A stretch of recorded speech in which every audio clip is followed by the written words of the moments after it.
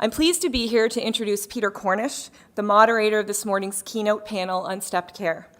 Dr. Cornish is an associate professor and director of student wellness and counseling at Memorial University in St. John's, Newfoundland.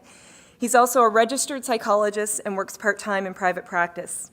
In his role at Memorial, he oversees wellness programming, training and research, including healthy campus development activities, mental health services, and stepped care. It's been a pleasure of ours working with Dr. Cornish over the past few years through Medivi's partnership with the Atlantic Association of Universities and the Medivi Healthy Campuses Coordinator. So with that, I'll introduce Dr. Cornish to come forward with his panel discussion. Thanks.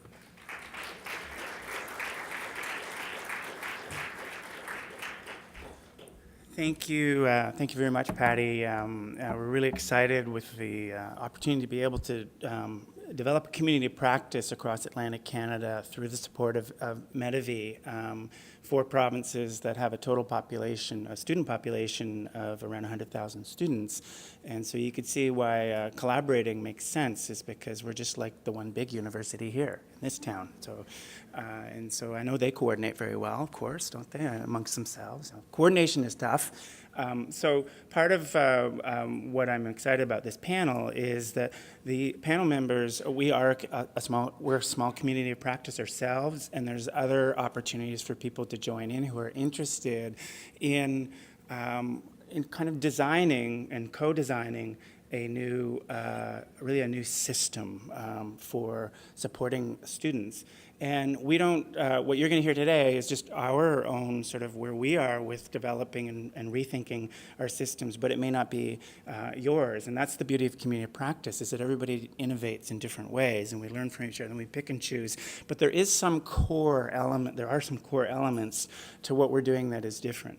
So I think it's probably a good idea for our panelists to come up and join me on stage right now. But in the last slide, you saw in the title of the sponsor or the organizers of this conference, the word that begins with I. What's the word that begins with I? Why are we here? Innovation, right? Okay, so does that word kind of get you excited, or does it, well, I think I'm talking to the converted, speaking to the converted here, right? You're all here because you're innovators. Now, sometimes we work with people that get pretty anxious with innovation. So how many of you are doing different things in your, on your campuses that are getting some people nervous? Okay? Yeah, okay. So part of what we're here to talk about is not in any shaming way. You know, when we make changes like this, we are disrupting, right? So the panel members don't know this right now, but I'm going to do my best to kind of disrupt them and throw them off, and so they can kind of roll with it. Yeah, I knew Mohsen would be the first to go. Including Jordan, who is our tech guy here. So I'm going to ask him to Google something now, and he wasn't prepared for that. How many of you have seen the Mental Health Commission of Canada's Food for Thought video? A few of you, okay. So we probably won't show the whole thing, but I want to give you a little bit of a flavor of why, one of the reasons why we are all innovating, and this is from the perspective of youth. So Jordan, if you can Google MHCC, Food for Thought, you should, that's not the actual URL, but that's the topic. You should probably get a hit on a video. I don't know whether we'll have, there it is, yep. Do we, now, so I'm throwing a zinger at you. No preparation for audio. Is it possible to get the audio going? Yeah, okay. I hadn't planned to do this, but I just thought this might be a nice way to start it off. So we're taking a risk here. Are you about how to deliver great recovery-oriented services to a young person? Okay, you might have it figured out. Some are really good at it, but you also might have questions. Good news, we have answers. We asked youth to tell us exactly what they think. What they told us was, well, something you can really relate to. Let's think out of the box for a minute.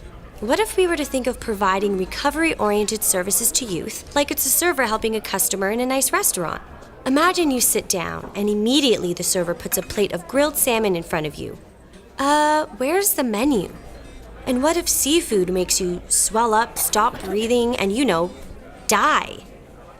Give us recovery options and let us know what they are in advance. So your food is prepared and the server comes by and immediately drowns it in hot sauce. But wait, you hate spicy food. The server says, "What do you mean? Everyone loves hot sauce. See? Delicious."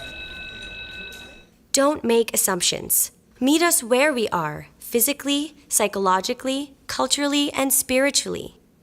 So now you're eating. The server swings by and says rather curtly, "Elbows off the table and use the proper fork." Sorry, I don't understand.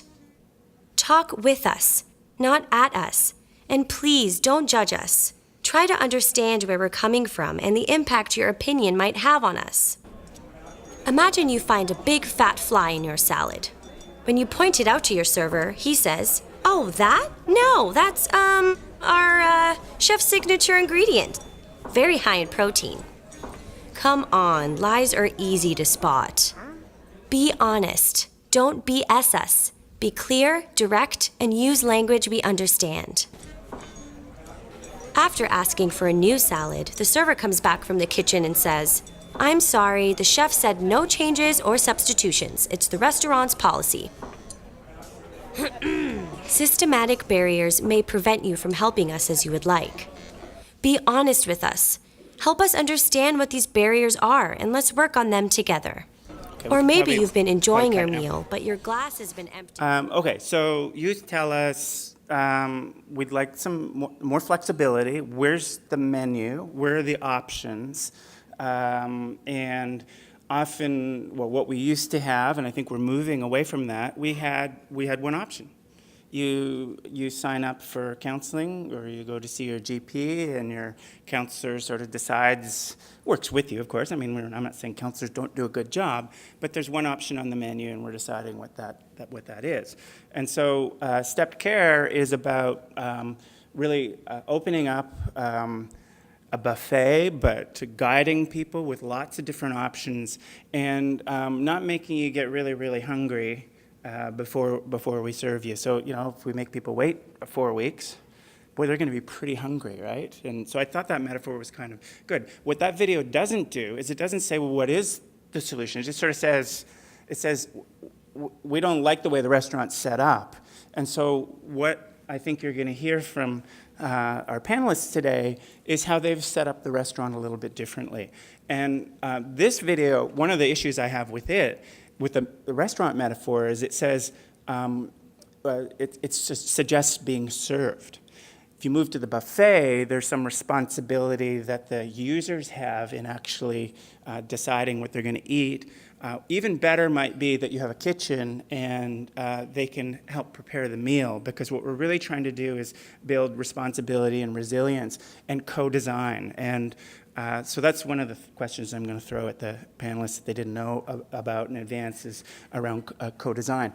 But before we go to the panelists, I just want to let you know that I've been putting together a resource. This is a blog on stepped care. And what I'm hoping will come out of a conference like this, anyone who's interested in this concept, whether you're a newbie or not, stepped care, or you're really changing the paradigm around mental health, we welcome you to join us. We have we host webinars every month for small schools and medium to large schools. So small schools are 5,000 or less across North America. And we did a little bit last year, and we're ramping it up again this year. These are free. And it's really to get people to exchange information. We'll provide a little content, but it's to get some dialogue going. And I'll post that on this blog. The blog address is SteppedCare 2.0. So it's all spelled out except for the 0 with no spaces. So even the word 2 is spelled out, .ca, SteppedCare 2.0.ca. And so Jordan, if you can just click on there. And then we go down. What you'll also see in here, and I'm probably going to arrange it in a different place, there's I don't know if any of you knew this, there's a way that you can set up PowerPoints so they look like and function like web pages. what I find with the work that I'm doing consulting on stepped care is there's so many different layers of it that people need to wrap their head around. So if we're going to blow up the system, the current system, we're going to start changing things all over the place. Sometimes it can look like, oh my God, you've changed this, you're changing that. Like, how does it all hang together? And how do I kind of dive in and experiment with a few changes here, but also see the big picture? So what we try to do with our stepped care models is have this big picture to help you draw your own big picture of how you're going to reorganize according to recovery principles. So in this site, so if you can, are you able to make that go bigger? It might take okay, there we are. So, so you can see it's got buttons on it, and so you can click on some of these buttons and check out different aspects of what I've defined as stepped care and stepped care 2.0. So if you click on, Jordan, on basic stepped care, you see a British flag, right? So stepped care has really been developed in the UK over the last 20 years, part of the National Health Service. And it's what's really nice about it, but is also part of what we've been challenging a little bit, is that it's a fairly clearly defined model. The problem with that is that it becomes rigid. So what we're doing is trying to make it a little bit more flexible so that the unique context of communities allow you to tweak it and adjust it according to the stakeholders, and has much more co-design in an evolving process. So going back there, Jordan, then click on that same button to bring down the menu, Step Care 2.0, click on that one. So on this button, there's just a few bullets that you may or not be able to read that are some of the key ingredients into the model that I've defined, and then you can dive in and see a little bit more. So I won't go any further with this resource, except that to say that you can access it. And what I love about communities of practice is I want to hear the things you hate about it, the things you're angry about, the things you love, and better yet, because if you start telling me what you don't like about it, I'm going to say, make it better. And we actually do that with students at Memorial who have complaints about some of the changes that we're making. We say, come on in, tell us all about it. And then I say, what should we do different? And it's amazing, because sometimes most cases, I'd say 9 out of 10, they go, oh, really? You want me to help prepare the meal? Okay, I'm all in. And peers love to be involved. Some will say, what? No, and then they're gone. Fine. That's good, because then they're not annoying me with their complaints anymore because of. But the ones who are interested in investing will come back. So I'm not going to say I wanted this to really be about what the experiences of these panelists are in implementing. So you see something a little bit different. And then I imagine we'll have some time for questions. And if it's appropriate, I might get Jordan to bring back the web page later and show you some things that reflect might provide some sort of insight into the questions that you have. But before I do that, panelists, you have microphones. So before you start with your presentation, I just want to throw out the question. This disruption thing that you're doing, how's it going?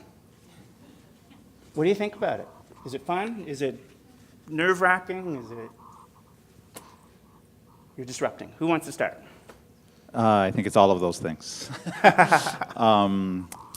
So I'm from the University of Windsor. We have, just a context, 16,000 students, mostly a commuter campus.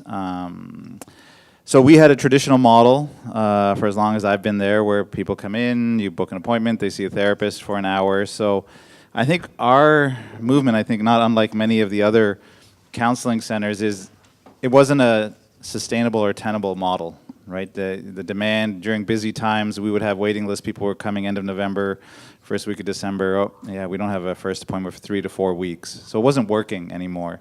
So I think that's why, in terms of when we were looking at stepped care, we said we have to really have a paradigm shift in the way we deliver service. So that's what kind of motivated us to start looking at a different model, and step care seemed to make a lot of sense. And Are you having fun? I think it is fun, honestly. I think when you ask, is it nervous or fun, I'd say yes to both. So anytime change is difficult for anybody, I think particularly therapists. But I think we're having a lot of fun because it's getting creative. It's saying, how are we going to deliver service better, and working with students and making it more accessible. It's been a really good exercise for us because within our context, our campus has just launched our new student mental health strategy. So it really fit into, a campus-wide approach, right? So it's not just the counseling center on an island and what are we going to do differently. What are we going to do differently as a campus to address student mental health, and then we're going to be part of reflecting that change. But yeah, we're having fun with it, but yeah, change is... So I'm going to ask you in a few minutes to actually go through a little bit about what you're doing, because I'm sure you all want to know, well, what's he talking about? But I wanted to just sort of start off with this kind of process and experience of innovation, and what, because you guys are leading in the area that I'm interested in with stepped care in innovation. And so are there people that are you making enemies through this? I'll answer that one. My name is Ben Bridgestock. I'm here from Algonquin College. We have about 19,000 students on campus, on 3 different campuses. Are we making enemies? I think the biggest challenge was within the counselling team.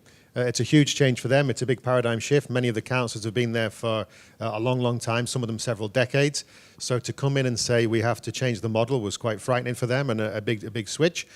We planned for a year in preparation for a 3-day planning meeting we would have in May, just gone.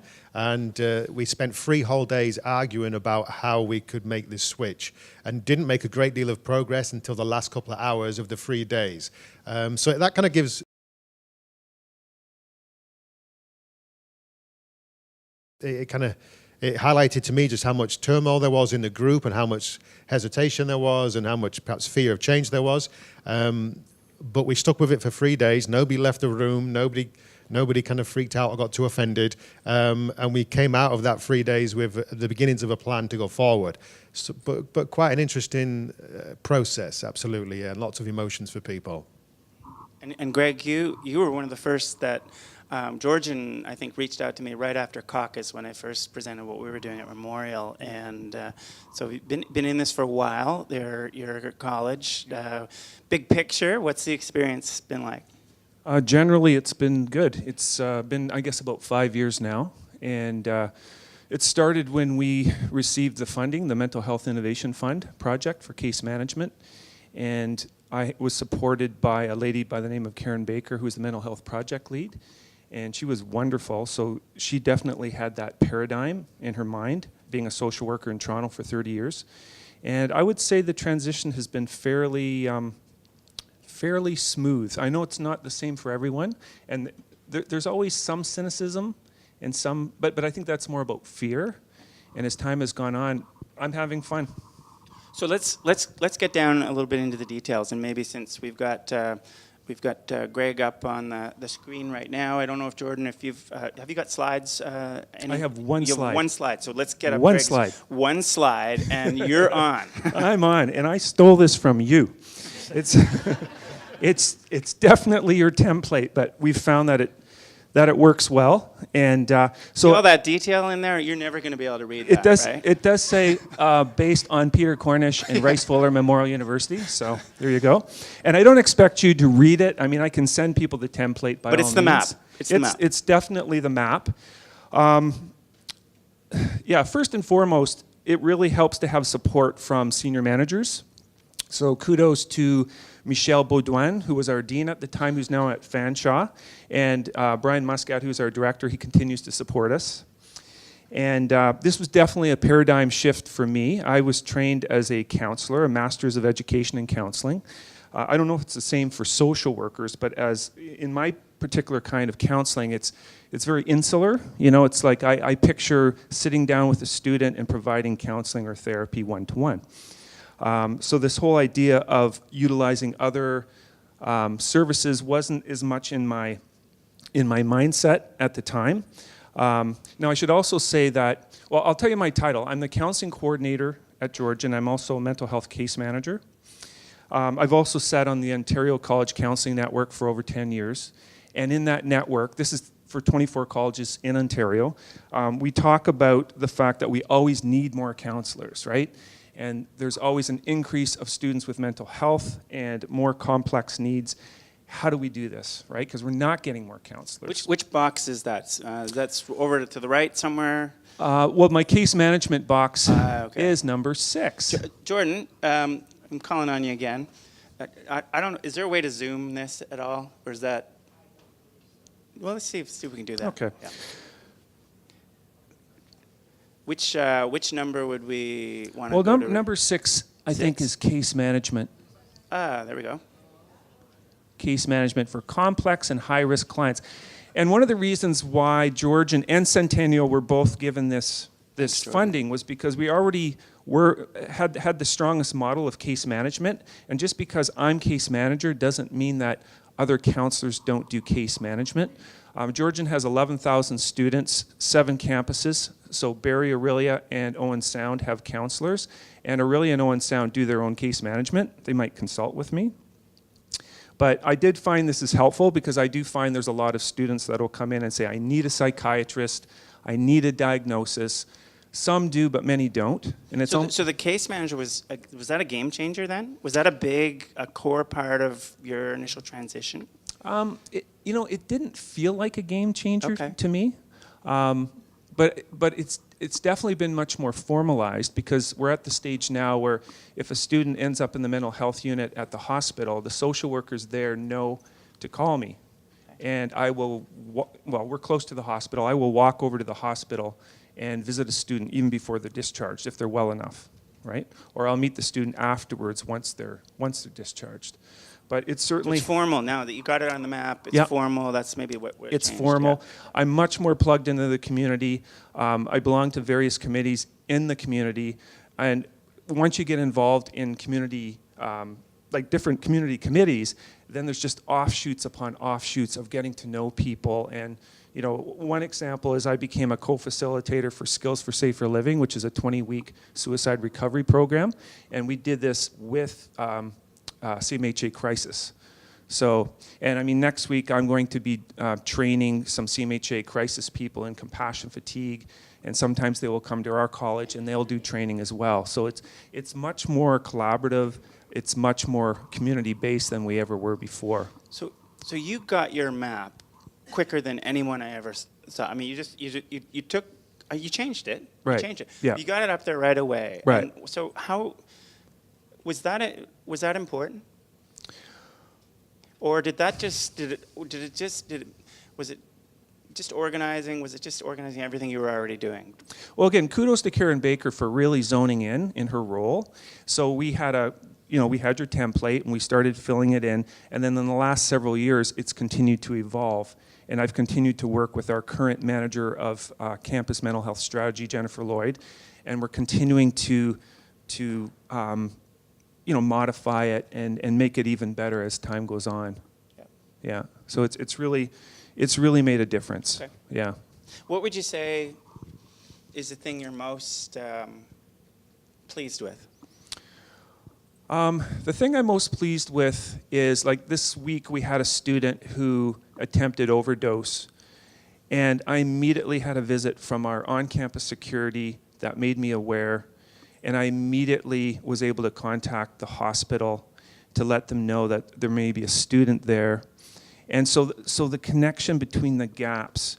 Your community of care was Yeah, the community of care well-established. has, the gaps have, there's still gaps, but they have definitely lessened. And I find that we can make those connections a lot quicker as opposed to just assuming that, I hope the student's okay, I hope the student comes in. And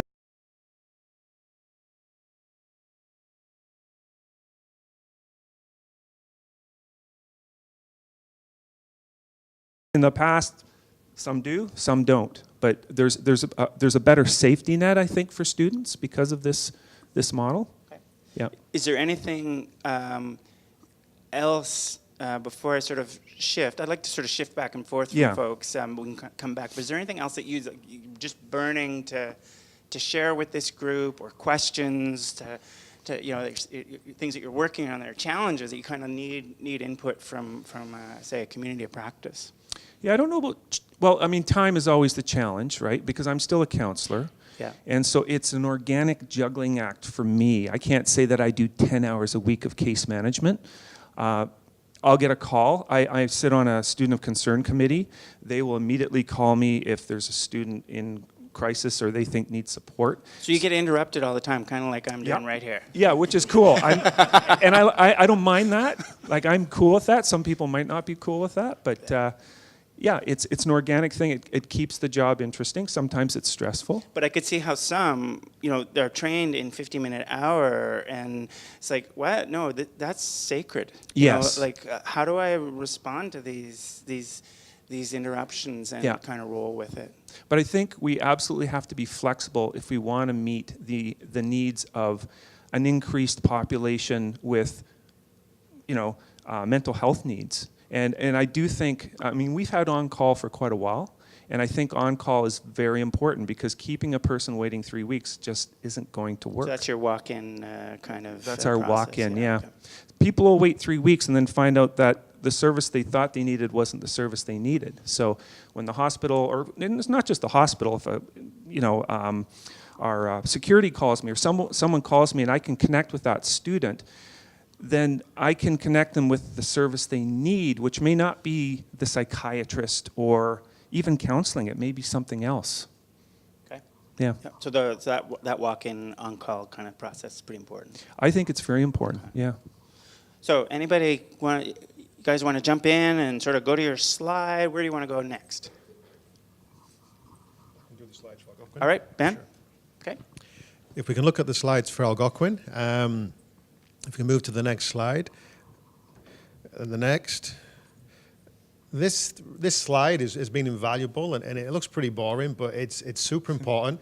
It made the case with the counsellors as to why we needed to switch to step care, and it made the case to the senior management as to why we needed to switch to step care. None of the gradients look very big, but the actual numbers are really what's important. We've got 4 things shown here. We've got the enrollment on the top line. The enrollment there goes to around 16,000. We're now at 19,000, so it's even higher. But it had grown significantly from just over 12 to over 16,000 since 2008, 2009. If we look at the green line, that's the counselling budget. There's been some fluctuation, but it ended up at the same place it started. So as much as enrollment has increased dramatically, the budget is essentially the same.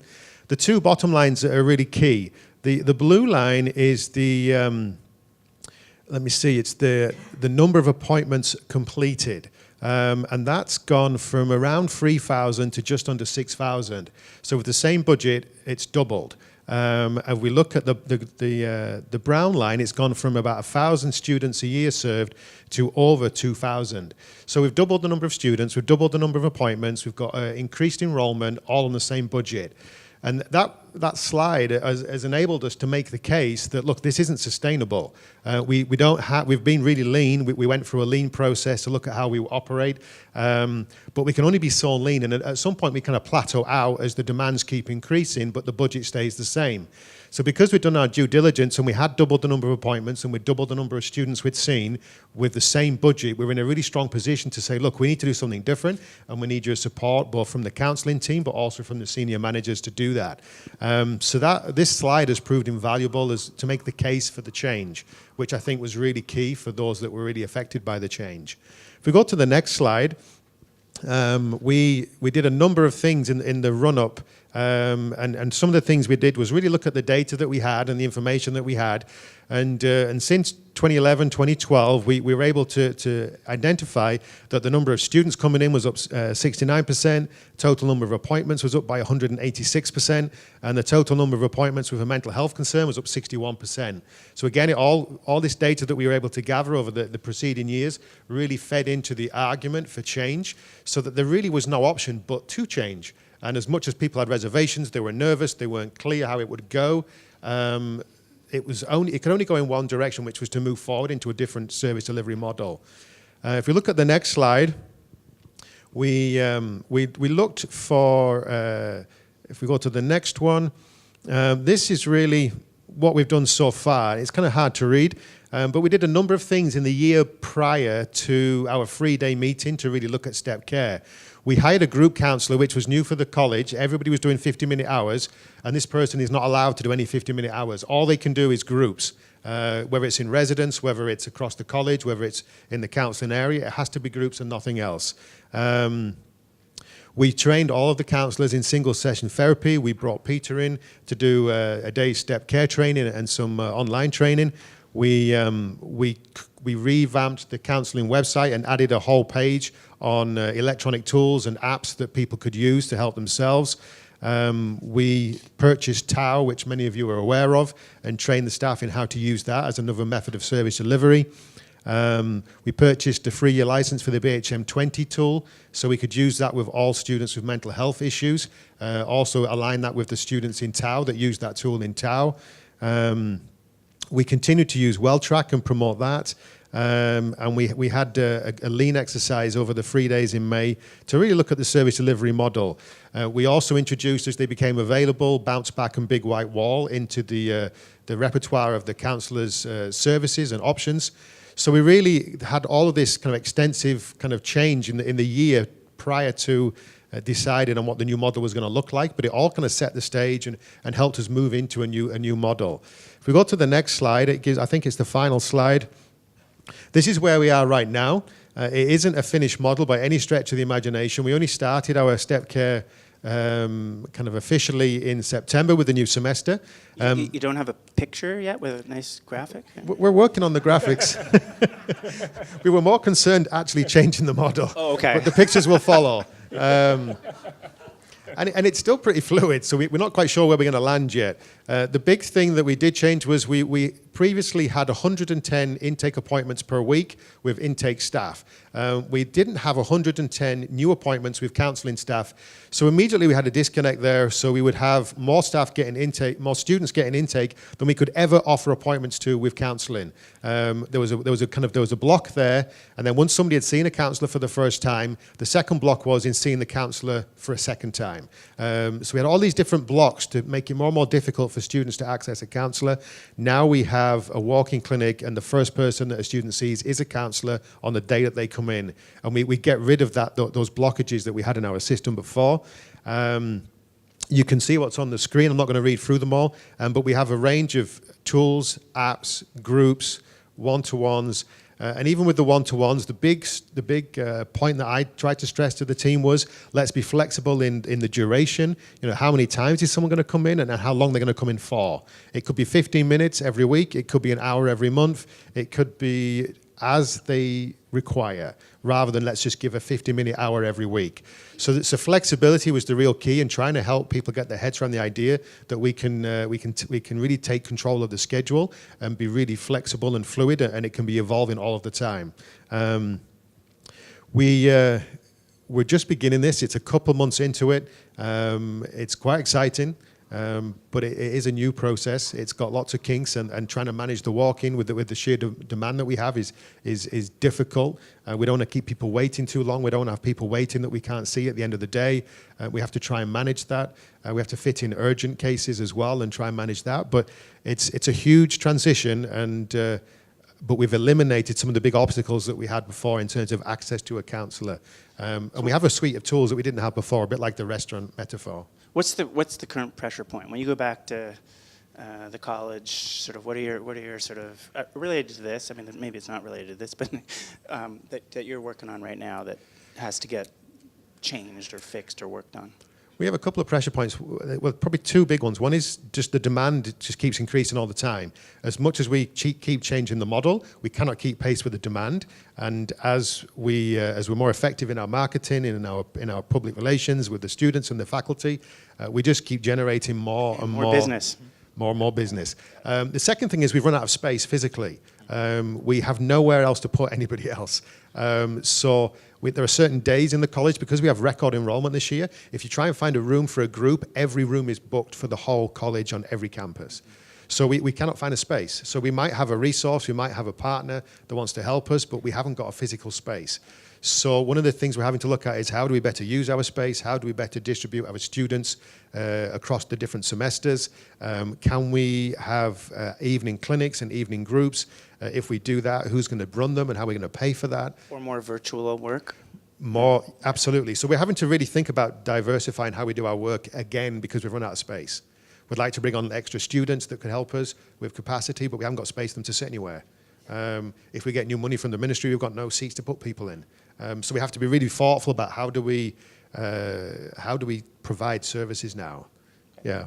So I don't want to forget about Mohsen, who's almost an American, living in the southernmost point of Canada, and Please don't say that.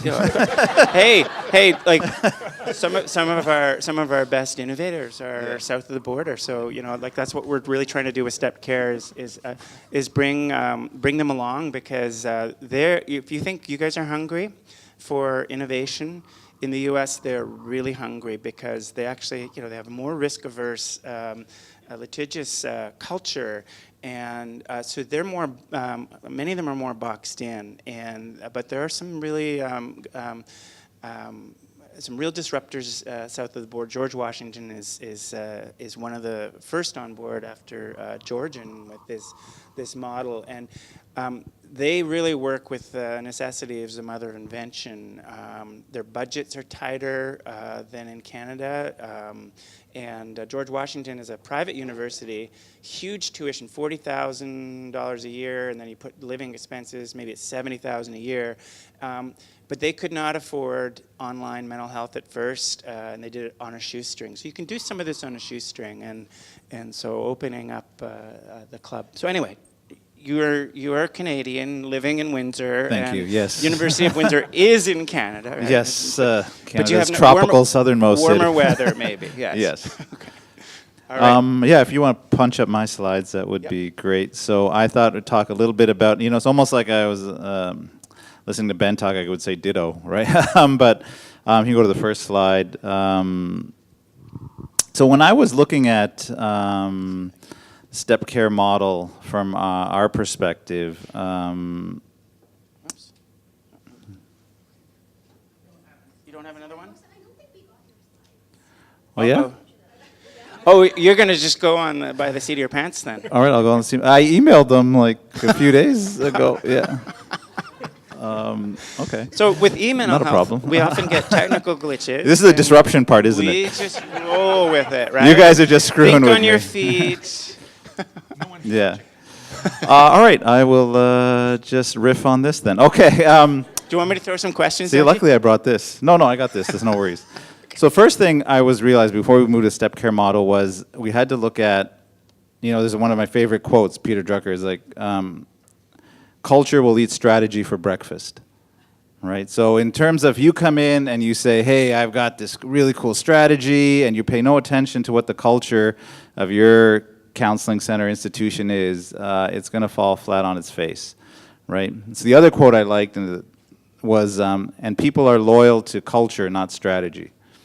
Right. So those were two kind of principles I kept in mind when we even started this whole Step Care journey. Is that co-design? You're getting into co-design. Yeah, now. exactly, Okay. right? So we just started. So unlike Georgian that had been, kind of old hat, we just implemented in September. But I'd say it took 18 months of prep work to even start launching, right? So the first step that we kind of looked at was, I just first said, what is the readiness to change in myself and in the counseling staff? Are we ready to make this change?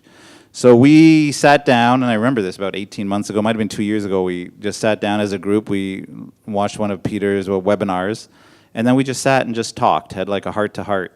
What does everybody think? Does this make sense? Where do you think it'll work? Where do you think it won't work? So it's good to bring the disruptor in from outside. Exactly, And then right? you can sit there and kind of react. Yeah, and we reacted, and it was interesting because I remember that very first meeting. I have some of my staff here too, and maybe they can recall. It was very much, well, I don't see how that would work here, right? There was that initial, it wasn't like a massive pushback, but yeah, that sounds great, but how would we do that here, right? How would that really work here? It sounds like, oh yeah, it's great, these steps, but we don't have this, we don't have that. It's just kind of that, all right, so we have those discussions, we had that kind of thing. Say, all right, it's something to think about. Then I think the next step was just I made a strategic hire with, it was one of our interns who had worked for us as a graduate student, but then went and did a pre-doctoral internship with Peter and kind of trained under Step Care. And Nikita, he's right there. So then I hired him as a full-time psychologist. We had an opening. And so it was great to have someone then, and I sat down with Nikita and said, I want you to live the Step Care model for the next year, right? Even though we're not doing it as a center, I want you, if you've lived it and you've worked in it and you like it, and he was a big advocate of it, said, so people can start going, what are you doing? Right, what's going on? So they could just sort of watch him. They didn't necessarily have to do it. They didn't have to do it. No, they just watched. Nikita. Yeah, look at Nikita's schedule. And in the beginning, Nikita can attest his schedule was absolutely insane. Like, oh yeah, I'm seeing 18 people a day. It's like, this is not Step Care. They saw him fail forward, or exactly. just okay. So they were like, is this Step Care? Because I want no part of this. So he really showed you how not to. Yeah. Okay. So that kind of worked out. So there was more interest. So what is this, 30-minute appointment? Like you have a 30-minute, you're seeing a bunch of people for 30 minutes. How are you being effective in 30 minutes? So then we talked about, well, let's talk. If we're more interested in the Step Care model and you think that, hey, look at the demand coming in. We can't meet the demand. There's these huge waiting lists that everyone's kind of echoing. So then we said, all right, let's bring in Peter to talk more about the Step Care model. So the training piece was huge. We also did the single session walk-in kind of 2 days of training, which I honestly thought was a huge, huge game changer for us, just in terms of, and everyone in your office, if you say the same message, it's like, yeah, whatever, there's the person. But if you have someone else coming in with their expertise that comes in and starts talking about it, they're a little bit more open to listen. This might be a possibility. But still tension. There was a dynamic in the room that kind of got tangly. And absolutely. What did we do? We sort of failed. We rolled with it. And, yeah. So once we had that training done, then we had very similar. We had a 1-2 day different retreats to talk about how would Step Care look for us. You have to make it, again, adopted to your culture of your institution. It's not a template or like kind of a mold making thing. You just come in, stamp, and it works, right? You have to say, how is it going to work in your institution? So we really had a lot of discussion about that, and same kind of issues. Well, we don't have that much. How are we going to do that with the staff that we have? How are we going to do that with the limited space that we have? How are we going to manage walk-ins? But I think, and it took that time and that training, and we developed we went through and went step by step, what would Step Care look like at University of Windsor? And then we decided to do a launch in the past September.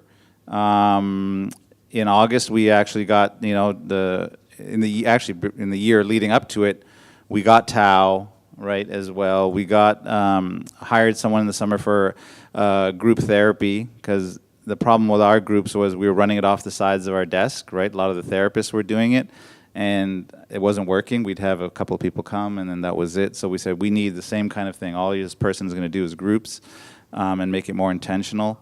So what you really did was you invested in a particular step that you thought you would get some good return on investment. And because group is I mean, for how many of you do you find groups that something that you're interested in, but the logistics and the attendance bogs you down? I see some heads nodding, and so it really is something that needs full attention. Yeah, and Tao was the same thing. How do we invest in certain steps, right? And I think, and also a big thing out of Step Care is we hired, unfortunately now full-time, a mental health and wellness coordinator.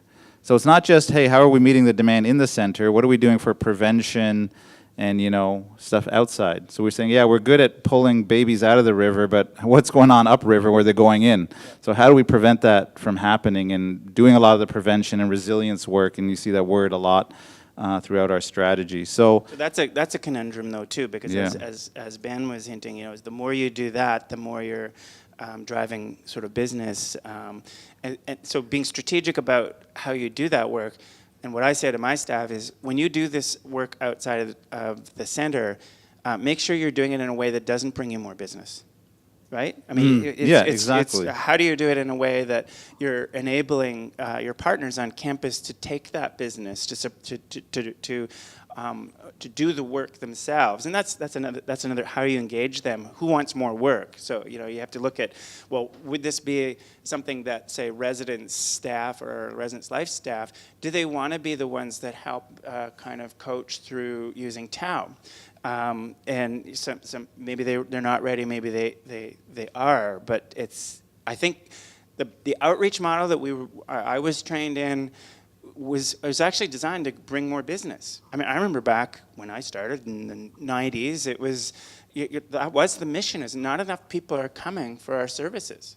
Well, that's not the problem now, and so we need our partners to help do this low intensity work. Can you say a little bit about your partners? Yeah, I think the partnerships have been not only with on campus, but also outside of campus, right? But so on campus, to your point, I think a lot of it, if you want to change the culture, was, how do you help faculty and staff help students that are coming to them in their office and not just saying, hey, go to counseling, right?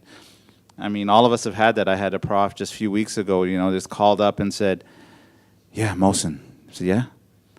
I need your help. I have a student in crisis. Okay, what's going on? They're crying. I said, okay. Yeah, so can I walk them over? I go, have you talked to them? No, they're just crying. So if normally say, yeah, send them over. It'd be like, no, okay, how about I coach you up and say, how do you handle it? I said, do you have some Kleenex? So this is shifting the risk paradigm here, right? Because yeah. I think, to be fair to our faculty and staff, we spent a lot of time telling them, look for the risk factors. Oh my God, somebody's upset. They might be the next shooter on campus. They might be suicidal. And so of course they're going to call Mohsen, right? That's what we've trained everybody to do. And so we have to reverse that. So I think that part of that partnership, working in partnership, is like, hey, how do we all take responsibility? And I think that's throughout our strategy. How do we all take responsibility for helping each other, right? Creating that campus community so I think Stepped Care is beyond just a counseling center, right? Stepped Care is your campus. How is your campus doing those early steps in terms of, helping and supporting and like caring? That to me are those early steps that are going to really pay dividends. TAO, I think that's where the power of TAO is, and honestly, not so much even within the counseling center office.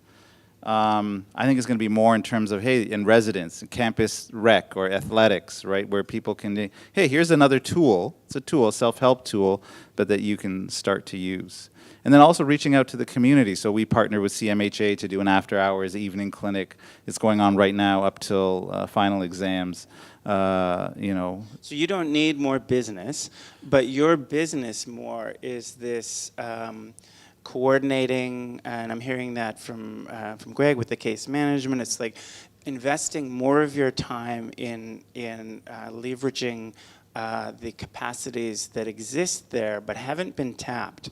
And so what we've found with this, and the reason I'm big on the picture part is because when you can have a picture, a one-pager that shows the forest and the trees, you can go out and talk to partners about where would they like to be in here? What part if any, would you like to play? So that your picture might change a little bit as you bring in these partners. Because that's the hard part. Why would, people are busy. So why, with some of the partners that you have, why are they deciding, if they are, to do some of your work for you? I think it's, in terms of inside the campus, because they're seeing the same increase in demand and mental health and needs that we're seeing in our office, right? It's not just in our office. So they're saying, how can we help students in residence that we're seeing with this increase of demand? How do we help? Interested. They're curious. Absolutely. There's something about mental health that they get. Sometimes it's like the prof you said, what do I do with the person who's crying? But in that story, did you get a sense that he was interested in helping the student? Oh, absolutely. He wouldn't have called, right? Yeah. So you were leveraging that people do want to care. And in some ways, I think we've disabled people from doing sort of their natural caring. And so that prof was possibly rewarded, felt energized. Yeah, absolutely. So it was like a 5-10 minute consult, then resulted in, can you come talk to our department? Okay. Right, about what you guys are doing and how we can help support students.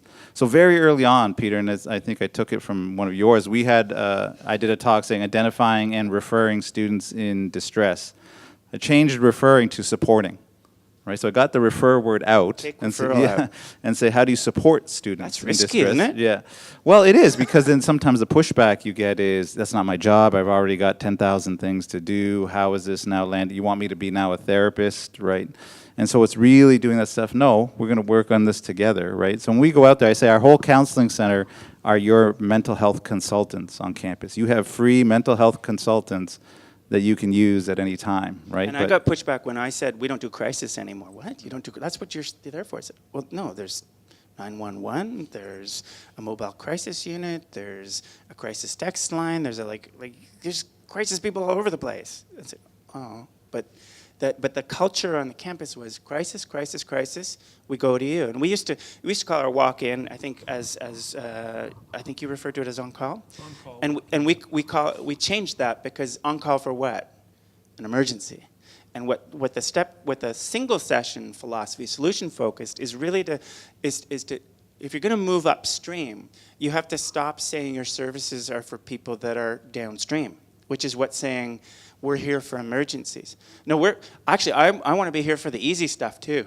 We're here for when you're crying, because that's easy. If this person's support the prof to do it, but if the person walks in and cries, it doesn't require a PhD level psychologist to help that. We actually have our front desk staff, they have a little room they can go into, and they listen to them, and sometimes they walk away and they go, thank you very much, you were so kind to me.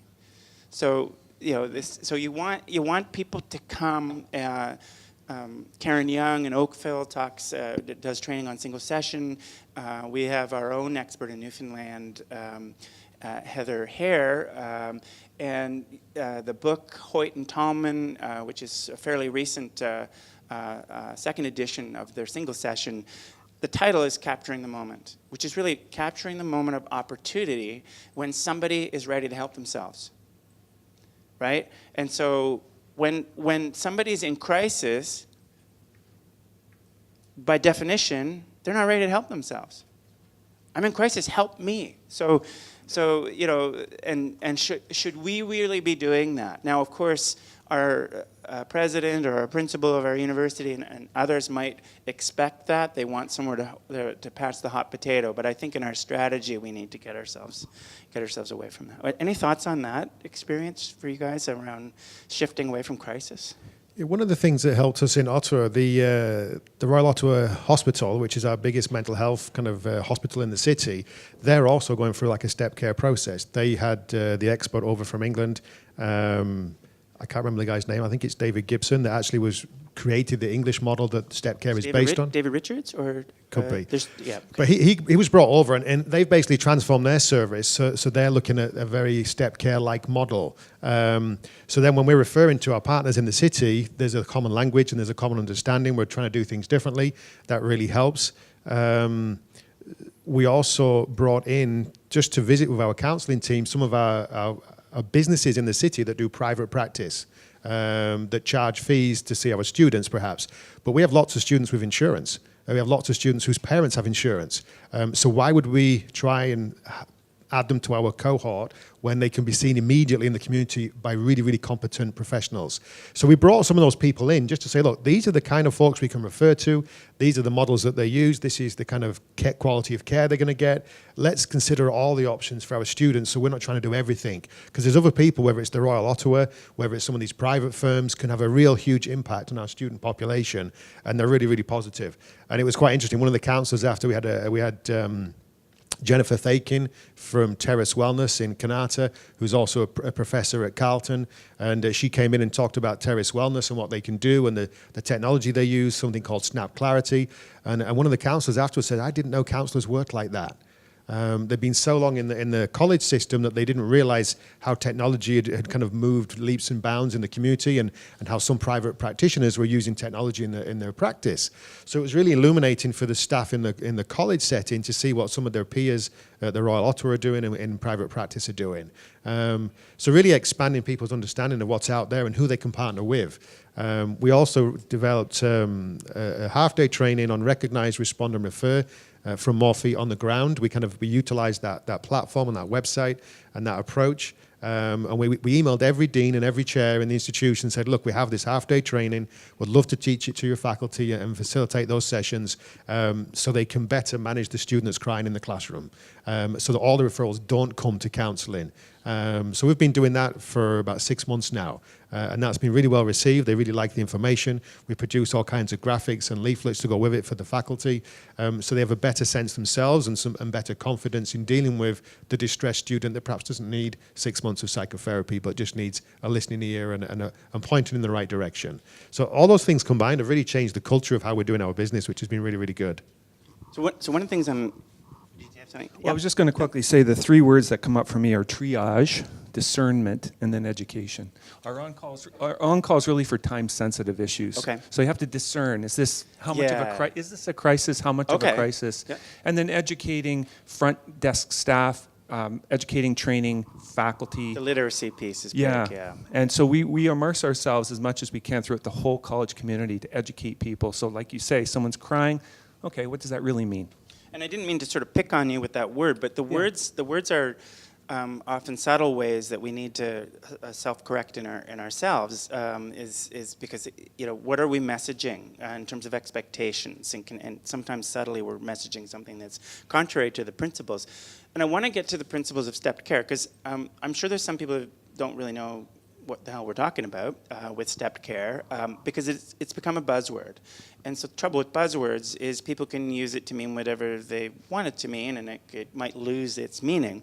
In fact, there's we're involved, we've got, I think, some people from Frame here that's doing work. Frame is a group that's doing internationally trying to pull together what we know about stepped care and figure out what we don't know and get answers to what we don't know. And involved in a scoping review right now. And the research is a dog's breakfast because what people define as stepped care varies everywhere. Sometimes it's 2 steps, sometimes it's 9, and then many of these publications don't even actually have a definition of what is stepped care.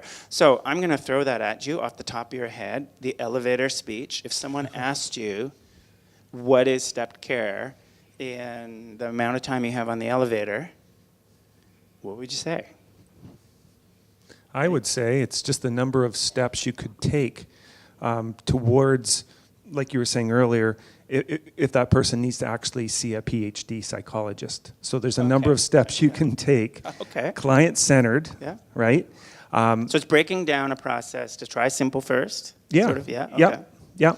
And that's why my diagram, which is your diagram, Yeah. goes from, one stage to the next, where it may not have to be seeing a counselor for a 15 Okay, we've minute. arrived at the 11th floor. Yeah. Sorry, I have to cut you off. Okay, good.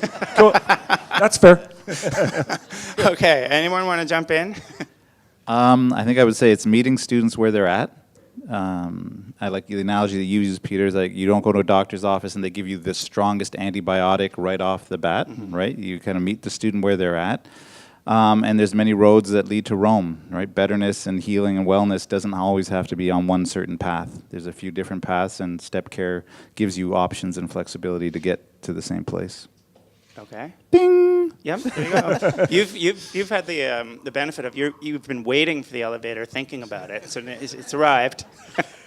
The metaphor we always use with the staff in Algonquin was that it's a menu in a restaurant. We don't expect every customer to eat the same food every time they come in. They have preferences. They change their mind. We need to provide a whole suite of options, and people can choose what's best for them at the right time. Sometimes it will be less intensive. Sometimes it will be more intensive, and it's about choice and flexibility. So. One of my colleagues at Memorial, so I'm actually on sabbatical right now, so I'm not currently the director at Memorial. Oh my God, look, it's magic. Oh, sure, now it comes up. Can I at least show the pretty picture at the end? Show the picture. Let's go to the picture. This is just like maybe 2 days ago. So yeah, we call it Bridges to Betterness. Look at those colors. If you back up one, just so you know what Windsor, Detroit skyline looks like. Yeah.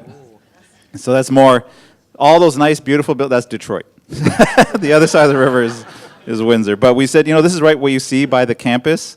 So when we designed kind of our, we had like a former student design our step care model, so you can go to the next slide.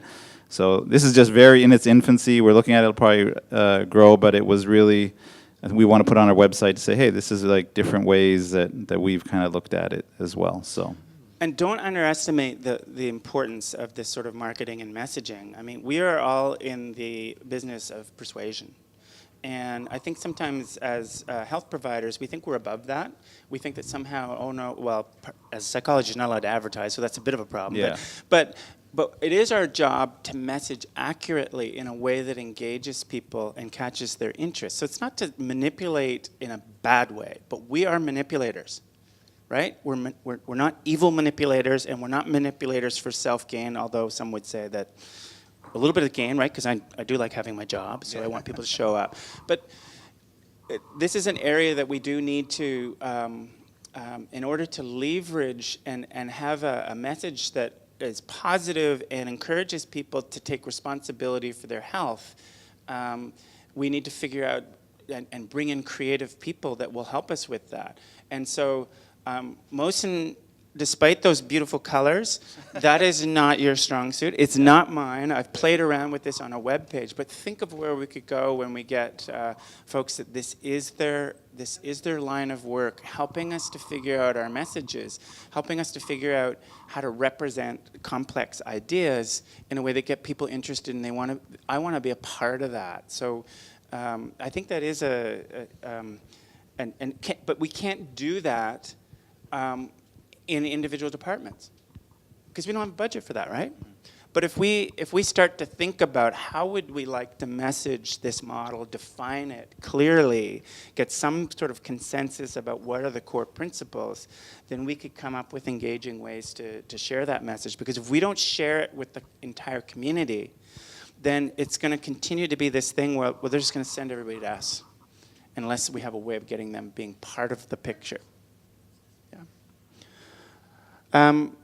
Is there anything in the experience right now that, when we sort of open this up for folks with questions, because my sense is there's often a lot of questions, and are you guys getting questions are people contacting you saying, what are you doing at Algonquin, and asking you to tell them, help them? Okay. Yeah, and what I find is when I present, sometimes people come to the same presentation every year, and they say, well, okay, I'm getting something new this time, and it's because there's a lot of components to this that you're doing simultaneously. E-mental health, changing your walk-in, changing to strength space, moving around the 50-minute thing. Who does what? Who are the other partners? And it used to be that we just have counselors. Well, now we have all these other people, and maybe it's somebody in our personal trainers are now part of our team, and so what I find is don't underestimate the need to continue sharing the new ideas that you have, so that because people aren't necessarily going to clue into it right away.